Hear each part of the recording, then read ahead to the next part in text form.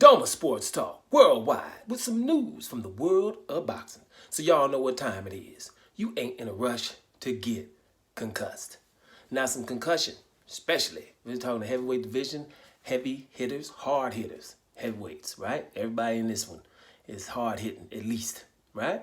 Now, you got Anthony Joshua versus Dillian Whyte, right? Everybody knows who the hell that is. Anthony Joshua, two-time heavyweight champion, had 3 belts. And Dillian Whyte was a challenger, been mandatory challenger before, hard hitting, at least, crazy as hell, right? These guys had 2 fights. They're about to have the third one, I think on August the 12th, right?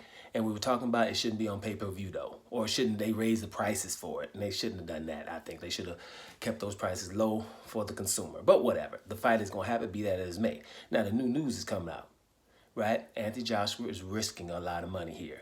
We're talking about 60 million pounds, according to Eddie Murphy, right? No, Eddie Hearn.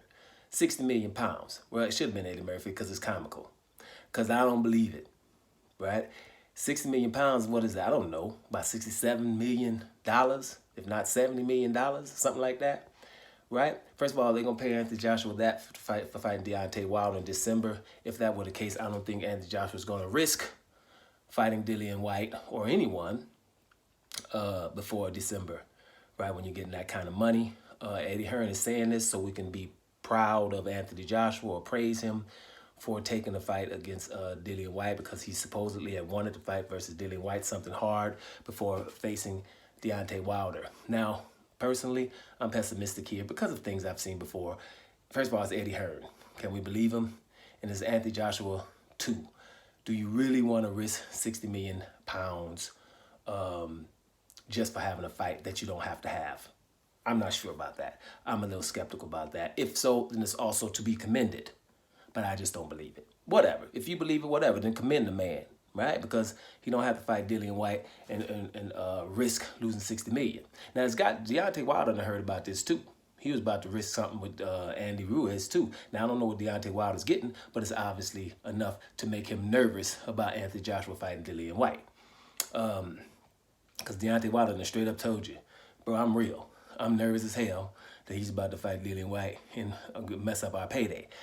I don't know what Deontay Wilder's getting, but it's got to be up in that area too, because Anthony Joshua is not, considered to be better than Deontay Wilder anymore.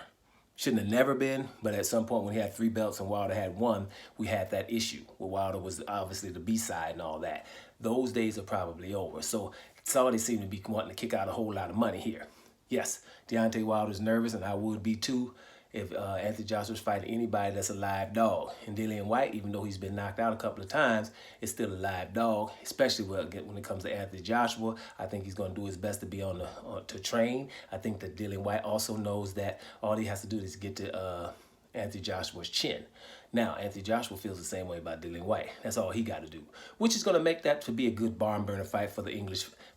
And I'm going to tune in too, regardless, right? Check it out. But yeah, like I said, the pay-per-view shouldn't be more expensive than it used to be for the fight, but it's still going to be a good fight.